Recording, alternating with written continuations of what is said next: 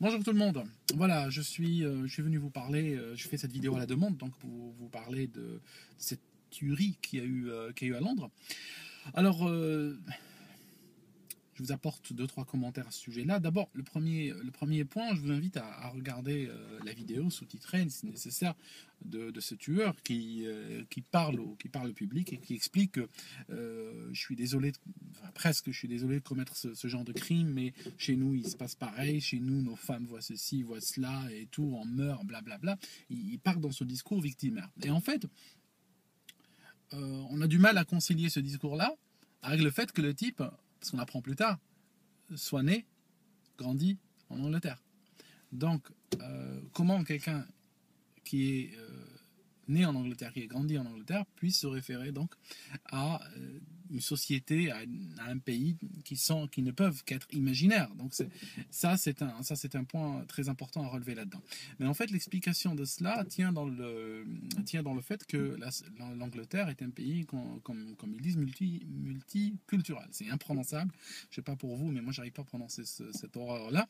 Donc, en fait, c'est un pays multiculturel. Alors, multiculturel veut dire que il n'y a plus d'Angleterre en tant que telle, mais ce qui se passe, c'est qu'il y a un certain nombre de communautés, c'est-à-dire c'est des communautés, vous pouvez pratiquement diviser le pays quartier par quartier ou maison par maison, ou comme vous voulez, où il y a des gens qui se réfèrent à une culture ou un pays d'origine, ou à une pseudo-culture d'origine, en fait. Parce que il faut bien voir que les choses glissent un petit peu dans leur tête. Et le gars, par exemple, vit et grandit ici, mais il se réfère toujours au Nigeria. Peut-être qu'il n'a jamais été au Nigeria de sa vie, mais il a une vision du Nigeria, puis il est plus attaché à cette vision du Nigeria qu'à une vision commune en Angleterre, parce que cette vision commune n'existe pas, parce que chaque communauté vit à part et chaque communauté a ses propres préoccupations. Donc voilà, ça c'est un point très symptomatique de ce qui s'est passé là. Deuxième point important, c'est que cet islamiste-là, alors je sais que ça va, comment dire, ça va un petit peu vous exposer le cerveau, ce que je vais vous dire là, mais c'est un islamiste de type capable de passer à l'acte, mais il est modéré. C'est un modéré, ce que vous avez vu, le type avec son hachoir et tout ça, et les mains pleines de sang, c'est un modéré dans son style. C'est un modéré dans le sens où si le gars il t'arrête à un faux barrage, et si tu jures sur la tête de ta mère et tes enfants que tu ne travailles pas pour l'État, ni pour la police, ni pour l'armée, il te laisse partir, tu comprends. Alors s'il n'avait pas été modéré, il t'aurait tué quand même. En fait, ce qui se passe, c'est le gars, donc il tue une personne, donc il commet une violence, et cette violence obéit à une certaine rationnelle. Donc il rationalise la violence dans sa tête et il l'applique donc sur une personne en particulier, mais dans son monde à lui, dans sa vision à lui, il n'est pas en train de commettre de la violence de manière indiscriminée. C'est-à-dire que quand le public s'approche de lui, quand il y a des femmes qui s'approchent de lui pour lui parler, eh ben, le gars, il répond au stimulus, il leur parle, il les tue pas, il les attaque pas. Pourtant, il était armé, il aurait pu tout à fait les tuer, mais il les tue pas. Le mec, par exemple, c'est pas du genre à poser une bombe dans le métro. Vous voyez ce que je veux dire? Parce que c'est pas son genre. Parce que toujours lui, dans sa lecture à lui de sa violence, c'est un type qui est modéré, donc il commet la violence de manière très précise et très logique dans sa tête à lui, bien sûr. Et en fait, voilà, à une époque, j'avais travaillé sur une sorte de classification des islamistes. J'étais arrivé, je crois, 20 ou 25 catégories. Hein. Certains sont très très semblables, mais légère différence des fois qui permet de mettre quelqu'un dans une catégorie que dans l'autre. Je ne peux pas vous la détailler maintenant parce que j'ai acheté des glaces et puis il fait chaud, elles vont fondre, il faut que j'aille à la maison, vous comprenez. Qu'est-ce que je voulais vous dire encore? Ces islamistes-là, violents, et qu'on peut encore qualifier de modéré dans cette échelle-là. Nous sommes absolument dans une échelle de folie complètement invraisemblable, mais il faut vraiment bien la faire rentrer dans sa tête pour comprendre. C'est que ces islamistes-là augurent généralement l'arrivée d'islamistes non modérés, c'est-à-dire des gens capables de commettre des atrocités, tuer des hommes, femmes, enfants, bébés, tout ça, tout le monde, quoi, tout le monde. Et ça, c'est c'est généralement dans le futur. Pourquoi je dis ça? Je dis ça parce que je me base un petit peu sur les cycles de violence islamiste qui a eu lieu en Algérie, qui a eu lieu dans d'autres pays. C'est toujours comme ça que ça arrive.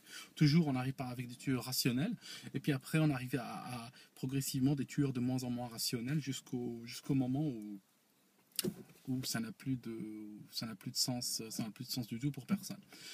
Jusqu'au moment où même les islamistes eux-mêmes commencent à ne plus rien comprendre. Tu comprends? C'est un peu ça l'idée. Dans sa vision du monde, cet islamiste-là, mais alors là, bon, ils sont pratiquement tous dans toutes les catégories, ça c'est transcatégorie, ça transcende, on va dire, les catégories, partagent tous cette vision-là. Ils voient le monde par groupe. Alors je vais te dire, pour que tu me comprennes, je vais te dire comment ça marche, par groupe. Alors, genre, le mec sait, confusément, il ne saurait pas citer de nom ou de date ou de lieu, mais il sait que par exemple un soldat russe a tué un musulman en Tchétchénie. Okay, il se sent, lui, par exemple, né en Angleterre et grandi en Angleterre, tout à fait, on va dire, autorisé, ou tout à fait entitled, comme on dit en anglais, tout à fait autorisé à aller prendre quelqu'un dans la rue et le tuer. Pourquoi? Parce que il a la vision de groupe. Pour lui, le monde se divise en deux grandes catégories. Il y a les musulmans, il y a les non-musulmans. Dans ce groupe-là, dans ce groupe des non-musulmans, il y en a un, quelque part, qui a attaqué un musulman. D'accord? Donc, quelqu'un de l'autre groupe a attaqué quelqu'un de mon groupe. Donc, pour se venger, ils peuvent prendre n'importe qui de ce même groupe-là. Alors le problème des groupes, c'est que chez eux, c'est extrêmement large. C'est que c'est pas le groupe, c'est pas le supporter du PSG. C'est vraiment c'est des groupes dans lesquels tu peux foutre pratiquement la moitié de l'humanité. Donc pour lui, il y a A, il y a B, il y a D, il y a un groupe de musulmans et assimilés, il y a un groupe de non-musulmans et assimilés, et c'est tout ce qu'il y a sur Terre, il n'y a rien d'autre. J'allais presque dire peut-être une catégorie spéciale pour les juifs, mais non, je vais les laisser encore dans le groupe des non-musulmans.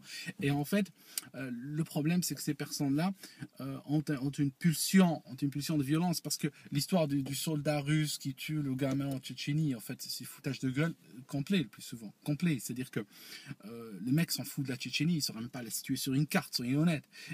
Mais par contre, ça reste, si vous voulez, ça reste une sorte d'argumentaire extrêmement tenu, extrêmement faible, qui est utilisé pour justifier une violence. Mais la violence ne vient pas de là. La violence, à mon avis, est une violence plus de psychopathe qu'autre chose.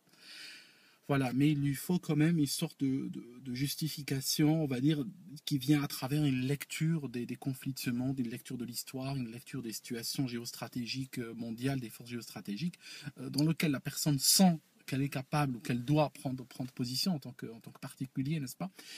Et venir intervenir là-dedans par de la violence. Mais en réalité, tout ça, c'est du foutage de gueule, parce que toute cette justification, toute cette pseudo-justification, c'est juste pour la façade, mais la motivation profonde reste plus de nature psychopathe qu'autre chose. C'est très freudien. Nous allons dans une direction extrêmement freudienne. La glace va fondre, je dois rentrer à la maison, mais je vous détaillerai ça dans une prochaine vidéo. À bientôt.